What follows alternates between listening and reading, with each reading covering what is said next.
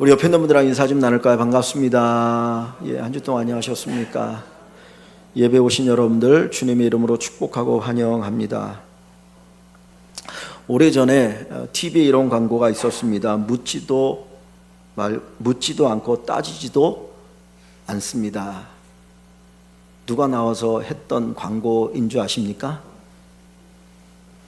이순재라고 하는 배우가 나와서 묻지도 않고 따지지도 않습니다. 어떤 생명보험회사를 광고하면서 했던 이야기입니다. 묻지도 않고 따지지도 않는다. 그런데 얼마 후에 그 광고가 더 이상 방송이 되지 않았어요. 왜냐하면 보험회사에서 그거 다 따지거든요. 병력이 어떻게 되는지 뭐 어떻게 다 따지고 나니까 보험감독원에서 이거 허위 광고다, 이런 광고하면 안 된다 그래가지고 그 광고가 없어졌습니다. 사실 우리가 세상을 살아가면서 물어야 될 것도 많고 따져야 될 것도 많이 있습니다. 그죠? 이게 진리인지 거짓인지, 이게 옳은 건지 틀린 건지, 이게 진짜 이익이 되는지 이익이 되지 않는지 곧 따져야 합니다. 그래서 어떻게 보면 세상을 살아가면서 따져면서 살아갈 것들이 참 많이 있습니다. 그런데 진짜 묻지도 않고 따지지도 않아야 될 대상이 있는데 바로 하나님입니다. 우리가 하나님과의 관계에 있어서는 묻지도 말고 따지지도 말고 그냥 아멘 하면 되는 줄 압니다. 하나님이 말씀하시는 모든 것에 대해서는 우리가 아멘 하고 있으면 그것이 우리에게 유익이 됩니다. 그냥 옳습니다 하면 됩니다. 왜냐하면 그것이 어리석게 보일지라도 하나님은 전지하신 분이고 전능하신 분이고 사랑이시고 거룩하신 분이기 때문에 하나님은 100% 옳아요. 우리가 볼 때는 어느 한순간 틀려 보일 수도 있고 이거 잘못된 거 아니야 라고 생각할 수 있는데 나중에 보면 야, 진짜 하나님이 하신 일이 맞구나, 옳구나, 그리고 인정할 수밖에 없습니다. 그래서 하나님이 말씀하신 것에 대해서, 하나님이 하시는 모든 일에 대해서 우리는 다 묻지도 않고 따지지도 않고 아멘 하면 그것이 우리에게 복이 됩니다. 사실 우리가 성경을 읽으면서 성경을 우리가 다 어떻게 이해할 수 있겠습니까? 다 어떻게 인간적으로 우리 지식으로 받아들일 수 있겠습니까? 우리 지식을 뛰어넘는 이야기들이 수없이 많이 있지 않습니까? 주님이 행하신 기적들이 얼마나 많습니까? 그런데 우리는 그 모든 것을 어떻게 해요? 아멘하고 그냥 받아들이는 거예요. 왜? 묻지도 않고 따지지도 않습니다. 하나님이 전지하시고 전능하시고 그 하나님이 행하시는 모든 일들이 결국은 우리에게 유익이 되기 때문에 우리가 묻지도 않고 따지지도 않고 하나님을 믿고 따라가게 되는 것입니다. 이 믿음이 우리 모든 성도 여러분들에게 있기를 주님의 이름으로 간절히 축원합니다. 예수님께서 이 땅에 오실 때 마구간에 태어나셨죠. 성령으로 잉태되어서 태어날 곳이 없어서 주님께서 베들레헴의 마구간에 태어나셨습니다. 그리고 말구 위에 누이셨습니다. 그리고 30년 동안의 개인적인 사생활을 사시고 그리고 하나님의 부름 속에서 3년에서 3년 반 동안의 공생애를 사셨습니다. 많은 것들을 가르치셨고 전도하셨고 그리고 병을 고치고 귀신을 쫓는 놀라운 일을 행하십니다. 그리고 때가 되어서 예루살렘으로 주님이 올라가십니다.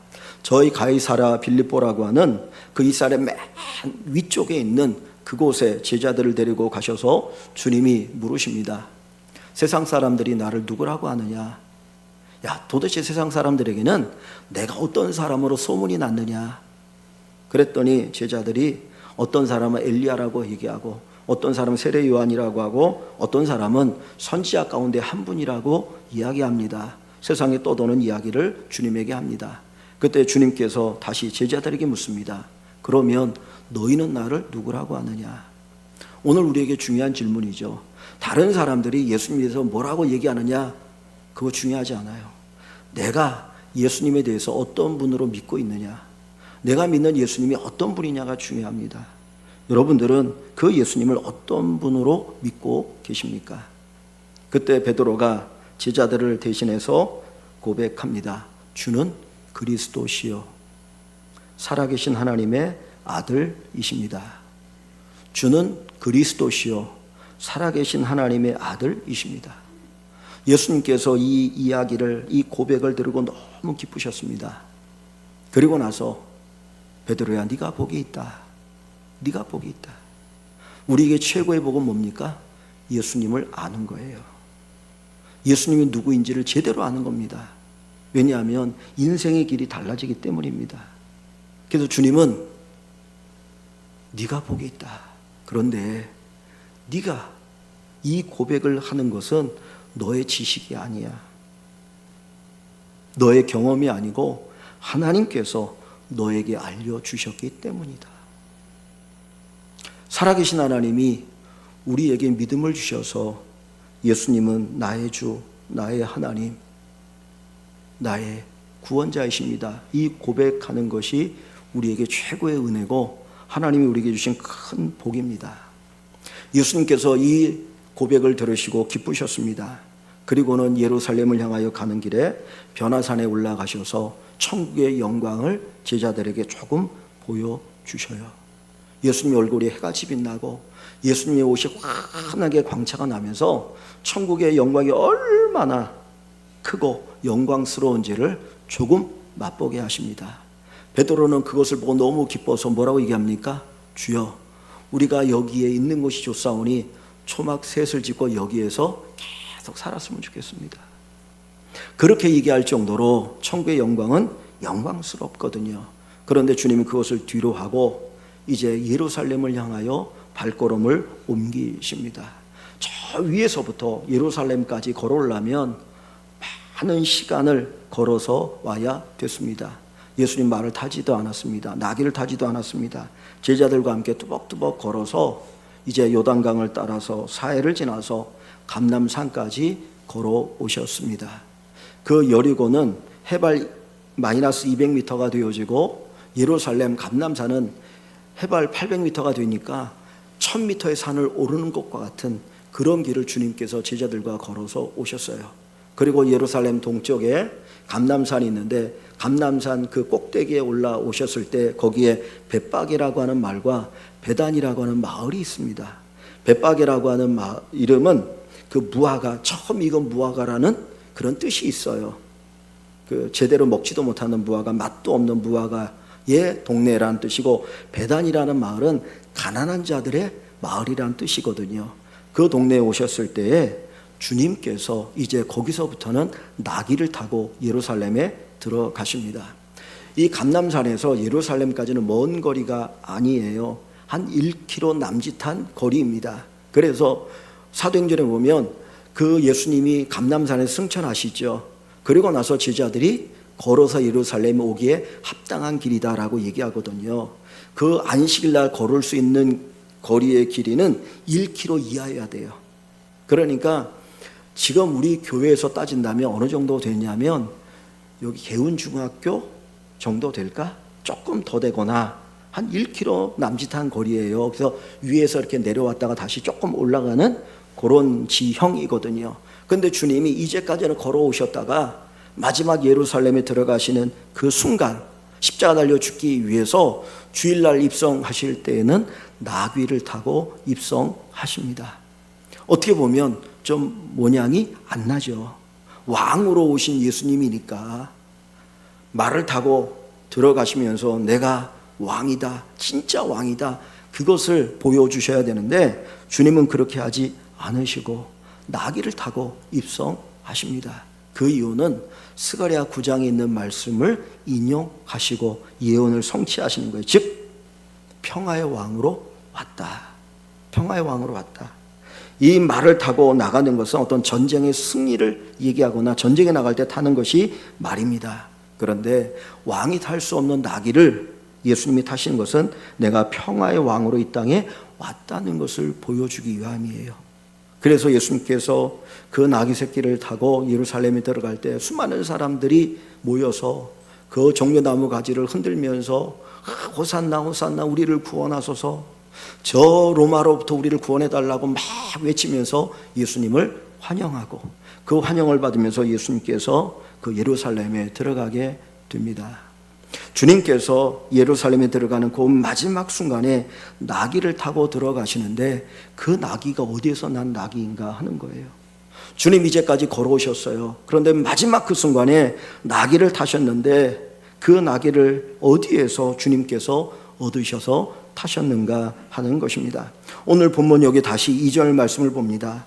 예, 감람산에 오셨을 때 주님께서 이렇게 말씀합니다. 제자들에게 너희는 맞은편 마을로 가라. 두 제자를 보내면서 그리로 들어가면 곧 아직 아무도 타보지 않은 나귀 새끼가 매어 있는 것을 보리니 풀어 끌고 오라 그랬어요. 여기 아직 아무도 타보지 않은 나귀라는 것은 어린 나귀를 얘기하는 것이 아니라 나귀가 이제 자라서 짐도 싣고 사람도 태우고 다녀야 될 때가 됐는데 아직은 계시를 하지 않았다는 거예요. 그러니까 예수님이 동물 학대한 거 아닙니다. 아직 이제 타야 되는데 첫 계시를 뭘로 하느냐? 예수님이 타시는 것으로 계시를 하셔요. 그러니까 참 이게 귀한 것 같아요. 우리가 직장 생활을 할 때도 뭘 이렇게 사업을 시작할 때 계시를 누구에게 하는 게 좋습니까? 하나님께 하는 게 좋아요.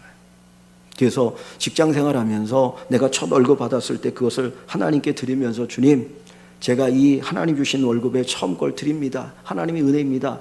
이 고백하고 시작하는 얼마나 귀한지 모르겠어요. 뭐 그 외에도 다양하죠. 그래서 뭘 시작할 때 신방 예배를 드리고 시작하는 것이 또 은혜인 줄 압니다. 그래서 여기에서 보면 바로 그런 모습을 보여줍니다. 그래서 주님께서 아무 타보지 못한 그 나귀를 풀어 끌고 오라고 얘기합니다. 그러면서 3절에 이렇게 얘기해요. 만일 누가 너희에게 왜 이렇게 하느냐 묻거든.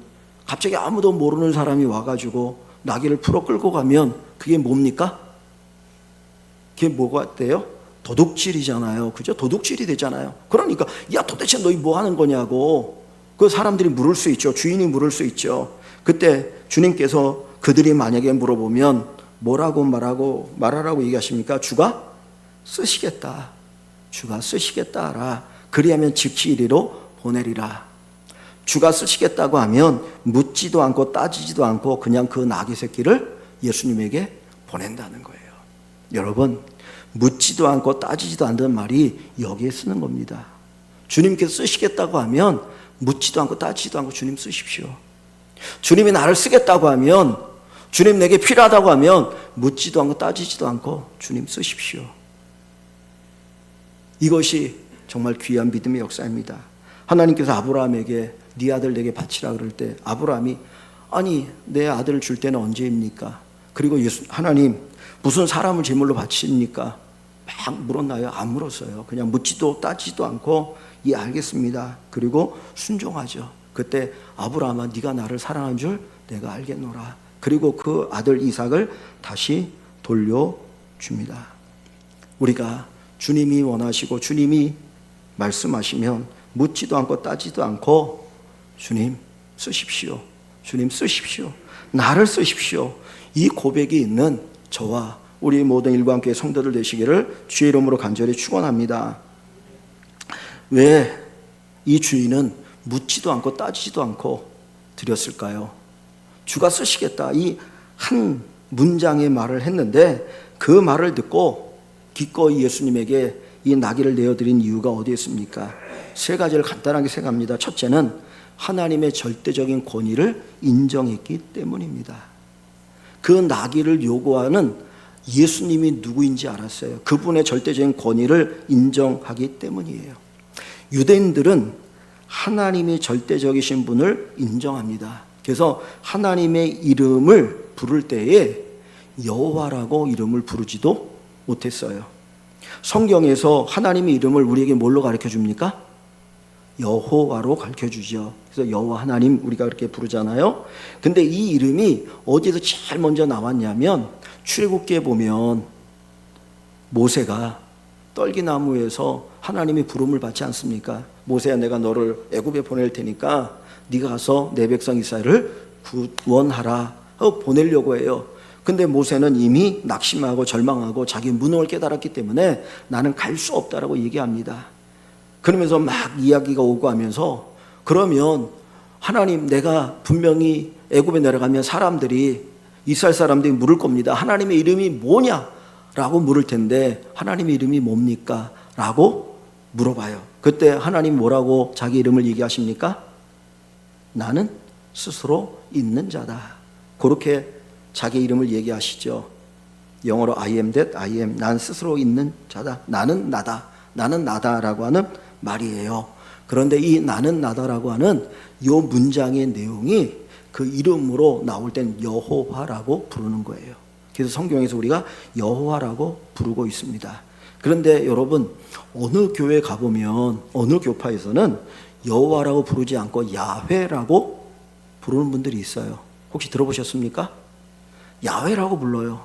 근데 우리 성경에는 여호와라고 이름을 적어놨는데 야훼라고 부르는 거는 좀 저는 개인적으로 못마땅해요. 성경에 여호와라고 번역을 했으면 여호와라고 부르면 되는데 굳이 뭐 얼마나 똑똑하다고 야훼라고 부르냐고. 왜 이런 일이 있느냐면 여호와라고 써요. 히브리어는 모음이 없습니다. 원래가 모음이 없이 그냥 자음만 써놓고 모음으로 알아서 읽어요. 여러분 요즘 내비게이션을 보면 우리가 내비게이션에다가 이렇게 자음만 탁탁탁 쳐도 알아서 이렇게 쫙 떠주잖아요. 그것처럼 이스라엘 사람들은 자음만 가지고도 이 글씨를 어떻게 읽는지 알아요. 그런데 세월이 흘러오면서 그거를 잃어버렸어요. 그래서 이제 나중에 마소라 학자들이 거기다 모음을 붙여가지고 우리가 어떻게 이걸 읽어야 되느냐 이걸 가르쳐 주거든요. 그런데 이 여호와라는 단어는 그 전부터 사람들이 읽지를 않았어요. 왜냐하면 우리가 우리 부모님의 이름을 부를 때에 어떻게 부릅니까? 물어보면 만약에 이제 제 부모님 이름이 제 이름이다 그러면 어떻게 합니까? 성이 신이고 점자요 일자요 이렇게 부르잖아요. 왜냐하면 존중이 여기는 것처럼 하나님의 이름이 너무나 거룩해서 이름을 부르지 못하고 그냥 뭘로 읽었냐면 여호와라고 써놓고 아도나이라고 불렀어요. 아도나이. 아도나이라는 이 단어가 뭐냐면 주라는 단어예요. 주님이라는 단어예요. 주님. 그러니까 절대적인 하나님 이름 부르지 못하고 아도나이, 주님이라고 불렀거든요. 오늘 본문에 주가 쓰시겠다. 이 주가 누구를 얘기하는 거예요? 여호와가 쓰신다라는 거예요. 그때 이 주인은 더 이상 말을 하지 않고 예 알겠습니다. 쓰십시오 하고 내어드리는 거예요. 즉 하나님의 절대적인 권위를 인정하는 것입니다. 성경에 보면 고르반이라고 하는 단어가 있어요. 여러분 혹시 고르반이라는 단어를 기억하십니까? 고르반? 우리 아이들이 놀이할 때 얼음땡 놀이 아시죠? 얼음땡. 얼음하면 탁 멈춰있고 땡 하면 움직이고 처럼 고르반이라고 하는 이 단어가 뭐냐면 하나님께 드렸다 라는 단어예요. 하나님께 드렸다. 그러면 더 이상 묻지도 따지지도 않아요. 하나님께 드렸습니다 그러면 얼마 드렸어? 뭘 드렸어? 왜 드렸어? 그런 거 묻지 않고 그냥 알았습니다 그래요. 고르반. 왜 그래요? 하나님의 절대적인 권위를 인정하고 있기 때문이에요. 오늘 이 나귀 주인이 그 나귀가 얼마나 귀합니까? 양 30마리만 있어도 어마어마한 부자예요. 나귀 한 마리 가치가 얼마나 귀합니까? 근데 제자들이 와서 주가 쓰신다고 얘기할 때 아무 소리 하지 않고 내어놓는 것은 하나님의 절대적인 권위를 인정하고 있기 때문입니다. 우리가 믿는 하나님은 어떤 분이십니까? 그분은 창조주이시죠. 그분은 우리의 구원자시죠. 그분은 우리의 인도자시죠. 그분은 우리의 공급자이십니다. 우리가 누리고 사는 모든 것을 우리에게 공급해 주시는 절대적이신 하나님이에요. 그래서 신학하는 사람들은 하나님을 절대적 타자란 말을 씁니다. 인간과 전혀 다른, 질적으로 전혀 다른 존재라는 말을 이야기할 때 쓰는 내용이기도 합니다. 무엇보다도 우리를 사랑하셔서 하나님의 아들을 보내주신 사랑의 하나님이신 거예요. 그래서 그 하나님이 얼마나 절대적인 분이신지를 알면 하나님이 쓰시고자 할 때 묻지도 따지도 않고 쓰십시오. 주님 쓰십시오. 이것이 우리의 고백이 되어질 줄 믿습니다. 신앙생활에 있어서 중요한 것은 순종입니다. 순종을 수없이 이야기합니다. 하나님의 말씀에 순종하며 살아가는 것 왜 그렇습니까? 그분이 절대자이기 때문이에요. 그래서 저와 여러분들이 묻지도 따지지도 않고 주님 쓰시고자 하면 주님 쓰십시오. 주님 쓰십시오. 이 고백이 있기를 주의 이름으로 축원합니다. 두 번째로 묻지도 따지지도 않고 즉시 보낸 이유가 어디에 있습니까? 그것은 그 나귀의 주인이 하나님이시기 때문입니다. 우리가 세상을 살아가면서 우리가 누리고 사는 것의 주인은 누구예요? 나예요, 나. 자본주의는 개인의 소유를 인정하지 않습니까? 그래서 나예요. 그러나 진정한 주인은 누구이십니까? 바로 하나님이십니다. 그러니까 세상에서 살아가면서 우리가 누리고 살아가는 것의 세상적인 주인은 아니지만 엄밀한 의미에서 그 주인은 하나님이셔요. 그래서 그것을 인정하고 고백하는 사람들을 청직이라고 이야기합니다. 우리가 이 땅에 살아가는 동안 잠시 하나님이 우리에게 소유권을 맡겨주신 거예요. 너 이거 누리고 이거 가지고 잘 살아 라고 이야기하는 것이죠. 그리고 때가 되어지면 하나님이 그것을 다시 회수하게 되어집니다. 우리의 몸까지도 주님의 것입니다. 우리가 언제 그것을 알 수 있습니까? 죽음이라는 걸 통해서 알 수 있지 않아요? 내가 이 몸뚱아리 내 것인 줄 알았어요. 그런데 어느 순간에 죽음을 맞이하게 되면 이 몸뚱아리도 내 것이 아니구나 하는 것을 알게 됩니다. 이번 주에 보니까 그 김수미라고 하는 배우가 갑자기 고혈당 쇼크로 세상을 떠났다고 그러더라고요. 근데 우리가 그거 보면서 뭐랍니까? 75세니까 얼마나 정정합니까? 활동도 많이 하잖아요. 근데 주님 부르시면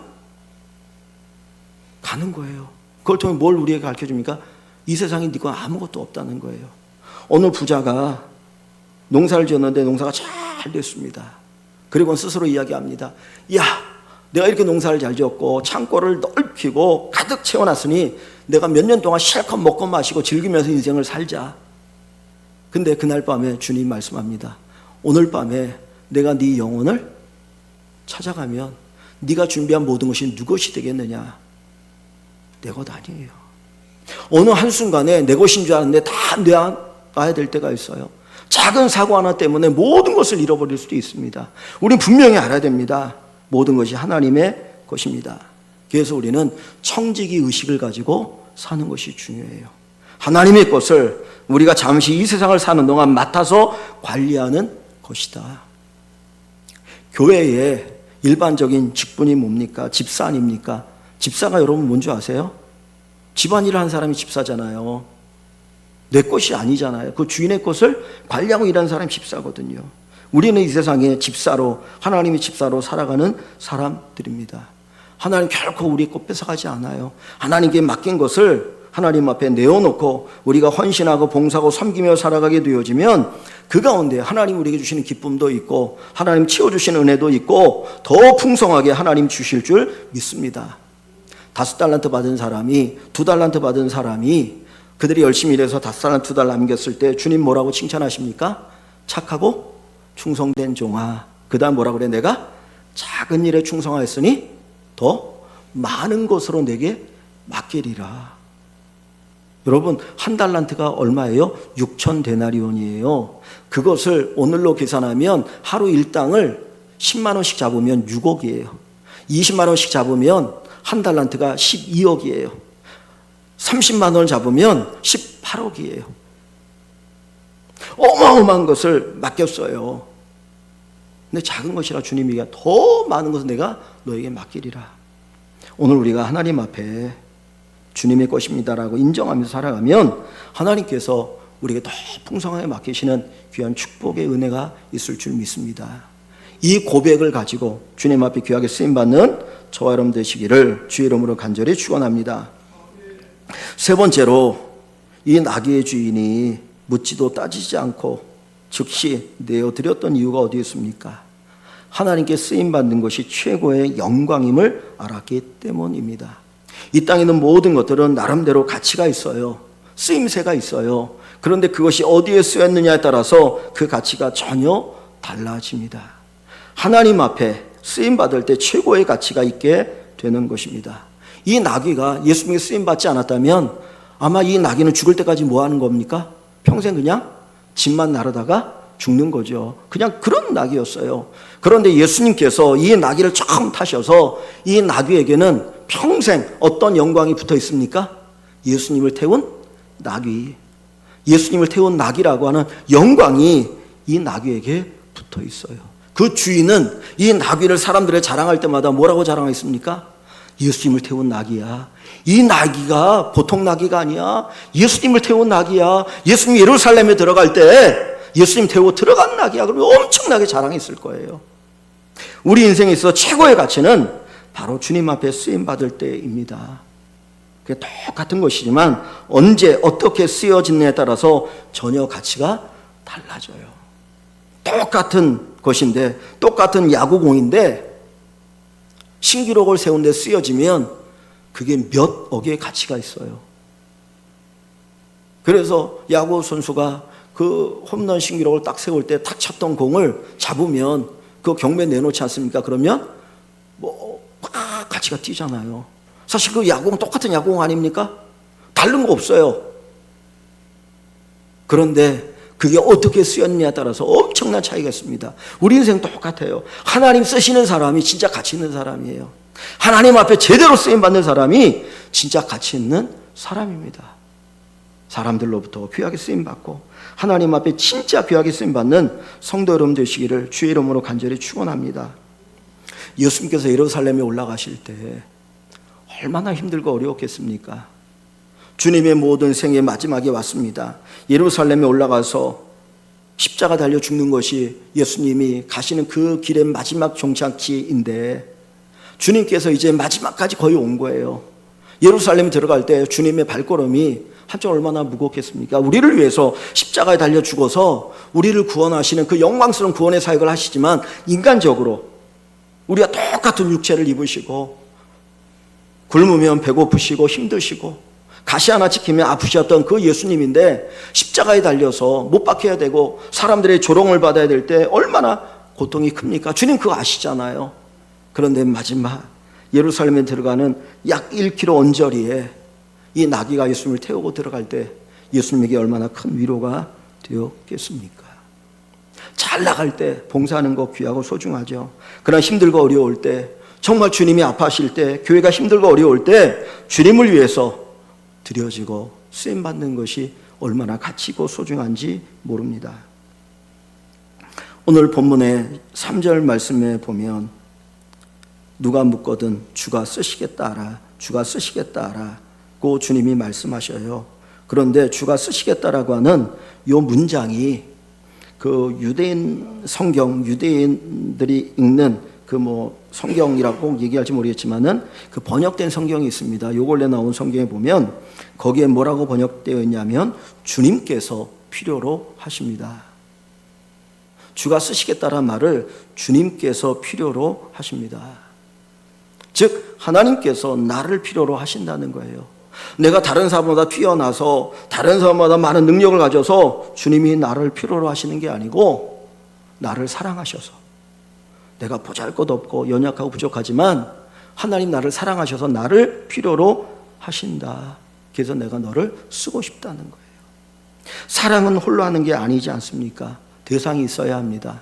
하나님이 저와 여러분들을 사랑의 대상으로 삼으시고 우리를 사랑하시고 우리를 더 깊은 교제 가운데로 이끌어 가시고 우리에게 좋은 것 주기를 원하셔서 나는 너를 필요해, 나는 너를 필요해, 이렇게 주님 말씀하십니다. 오늘 사랑하는 성도 여러분, 우리에게 이렇게 말씀하신 주의 음성을 꼭 듣기를 원합니다. 나는 내가 필요해. 우리도 주님이 너무너무 필요해요. 주님 없으면 우리 구원받을 수 없잖아요. 그런데 구원받는 우리를 향해서 주님이 이렇게 말씀합니다. 나는 네가 필요해. 외면하지 않았으면 좋겠습니다. 외면하지 않았으면 좋겠습니다. 나는 네가 필요해. 내가 정말 힘들고 지치고 고통스러워 아프고 어렵단다. 나는 너를 필요해. 주님이 눈물을 흘리실 때, 주님이 아파하실 때, 주님이 힘들어하실 때 주님 제가 여기 있습니다. 주님이 필요하시면 제가 어떤 모습이든지 쓰임받겠습니다. 이 고백을 가지고 주님 앞에 쓰임받는 우리 모든 성도 여러분 되시기를 소망합니다. 그 영국의 유명한 부흥사였던 존 웨슬레가 기독교의 그 감리교를 창시한 사람입니다. 근데 그 사람이 이런 이야기를 했습니다. 우리 인생이 노깃으로 못 쓰게 되지 말게 하고 많이 쓰임받아서 달아 없어지자. 녹이 쓰면 못 쓰지 않습니까? 안 쓰면 녹슬어요. 하나님 우리를 쓰셔야 되는데 하나님 앞에 쓰임받지 않고 안 쓰임받으면 녹이 쓸어버립니다. 그렇게 인생을 마감하지 말고 하나님 마음껏 들어 쓰셔서 우리의 모든 것이 다 닳아 없어짐으로 우리가 이 땅을 떠나는 귀한 축복이 있기를 소망합니다. 묻지도 말고 따지지도 말고, 묻지도 말고 따지지도 말고 주님 쓰십시오. 주님 쓰십시오. 일광의 모든 성도 여러분들이 기쁨과 즐거움과 자원하는 마음으로 살아계신 하나님 앞에 쓰임받는 귀한 축복이 있기를 주의 이름으로 간절히 축원합니다.